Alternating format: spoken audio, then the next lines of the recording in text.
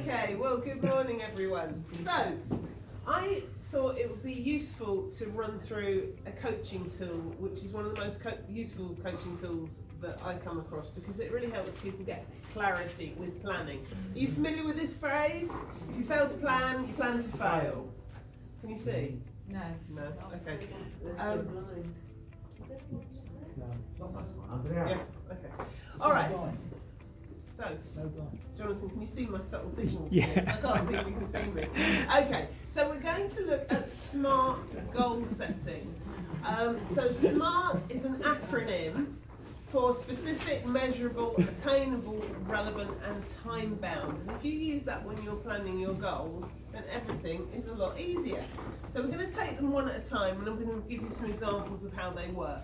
So if we take specific first of all, okay, the more specific you are with your goals, the easier they are to achieve, because your brain can't cope with vague things like, I want to be rich. What's rich? How rich is rich? Instead, if you have as a goal, I want to have £1 million in the bank, you've got something specific to aim for, and you can see your progress going towards it. So, I'm going to give you the example of one of my clients called Alka Fibre Optics. Now, their problem, when they took me on board, they were very demotivated because they just lost a tender they thought they should have won. And they had a vague idea that they kind of thought they should grow by about 20%, so they brought me on board to do that. But they weren't even that sure. So what I encouraged them to do was to aim for 50% growth. Now, I don't do this with everyone, but I could see they had the potential to do so. So the MD kind of ummed and ahed about it. But in the end, he took it on board. So the target was to get 50% growth. And do you know what? We achieved 48, and he was more than happy. Because if he'd only gone for 20, yeah, he probably got 20. But he actually achieved so much more. And that specific focus helped him. That was over 6 months. That was nearly £500,000. Okay, so the second part of SMART is you want to have something that is measurable, and the picture I've got here is of the senses, and the reason for that is if you can focus not just on numbers on a page, but on how you will feel, what success physically looks like, how your body or your brain will react when you have achieved that goal you want. So, as an example, a lot of people wake up on January the 1st and go, oh, I want to be healthier this year. Your brain doesn't know what that means. Instead, you might want to say, I am going to give up smoking. It is so easy to measure that. You've either done it or you haven't. Okay, so the example here is a company that a few of you probably know, Carlito's Tint. So I worked with Emma and Carlos, and when we were doing the goal setting exercise, successful business, growing, but drifting a little bit. And it wasn't until we started to talk about, if you earn the money you want to earn, what will you do with it? And particularly for Carlos, it was a great sort of light bulb moment, and he suddenly pictured what sort of house he could have, what sort of future the children could have, what it would mean to him in terms of less hours at work. And so it involved the senses, and because he had something tangible to hold on to, something he could measure, that really helped him with goal planning moving forward. All right, so the next part of SMART is achievable. Now, in my world of personal development, you get a lot of people going, oh, you can do anything you want. Well, you sort of can, but you sort of can't. So, what you have to ask yourself is, to do the thing you want to do, you have to have 3 things available to you. So first of all, do you have the time? Secondly, do you have the money? And thirdly, do you have the talent? So I've got a picture here of tall people and how tall basketball players can be. So if you're very tall, for example, in fact I should have used you, Peter, there you go. A basketball so someone player. like Peter probably has a good chance of being successful at basketball because he's got a latent quality that's required, which is height. However, if you're Peter's size, sorry Peter, you're probably never going to be a successful jockey. No, or the egg and spoon race. Or the egg and spoon race, okay. So there are certain things that you have to have within you. It doesn't mean you can't be the best version of yourself using what you've got, but there are some things that you can never do. Okay. Having said that, it's not a bad idea to have huge goals, because if you've got huge goals and you only achieve 80 or 90% of them, you're still doing a lot better than having a piddly little goal that you achieve and you think, oh, that's all right, and cruise. Okay. So the next case study is a company called Bonington's. And what Bonington's had was a real problem with customer complaints. Very fast-growing company. They grew 100% in 12 months, so huge logistics problems.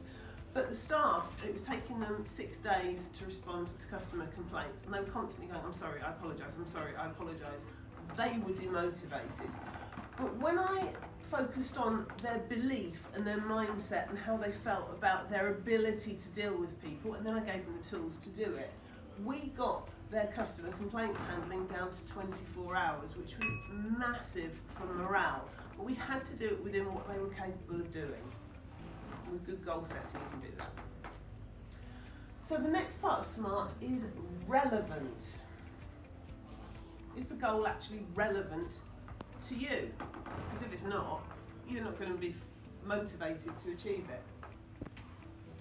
And this is where your why becomes really important. A very good example at the moment is, particularly if you've got teenage kids, people want to be famous, they want to be a celebrity. But if you question them deeply, why do you want to be a celebrity? A lot of times they don't know. Kiki's nodding.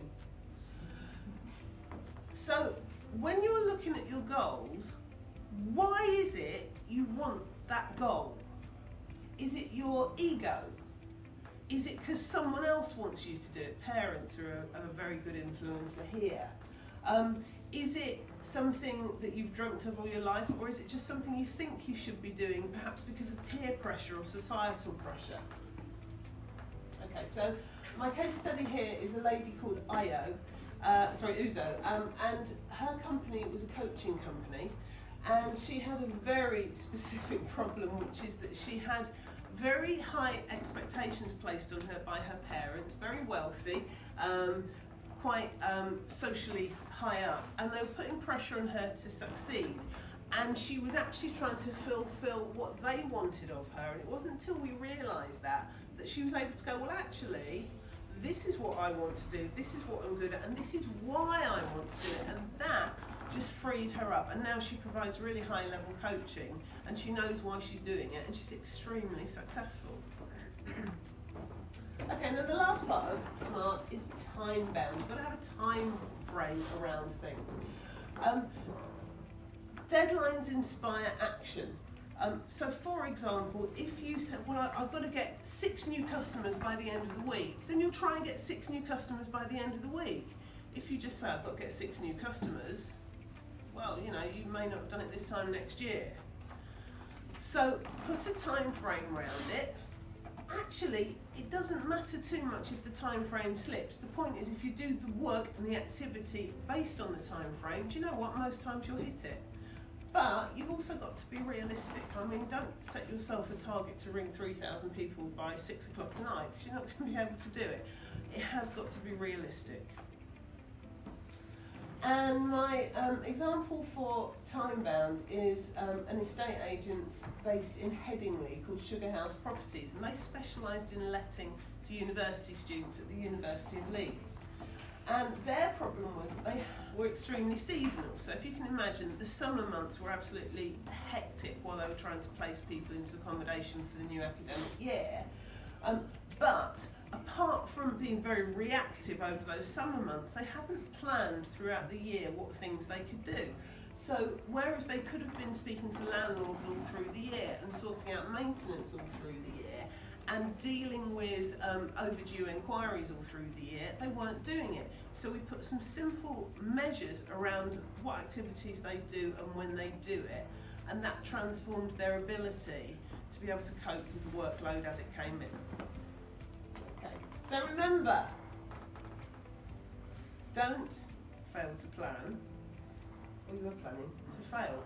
Now on your desks, I've got a sheet for you, which is yours to take away. If you want to start using some smart planning tools yourself, it's just a simple little chart, but perhaps put some goals down and see if they tick all of those smart goal setting objectives. And that is it. Thank you. Well done.